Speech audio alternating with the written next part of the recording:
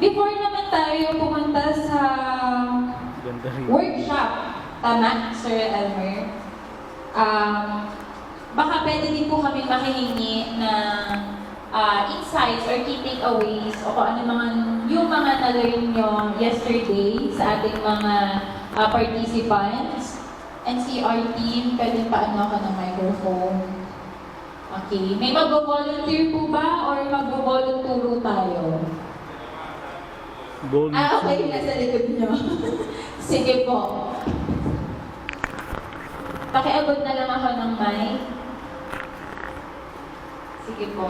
Diso to guys, diso. Magbibigay lang po kayo ng konting Department natutunan of or kung ano po yung pinakatumatak po sa Human Settlement isip po ninyo sa mga lesson and or Urban lectures po yesterday. Sa Diso Kasi Building, kung wala, Calayan Avenue, Diliman, QC. iiyak sila Sir Elmer. Ate Cheryl daw po. Kahit ito lang, 3 to 5 sentences. Konti lang po. Thank you po. Good morning po sa lahat.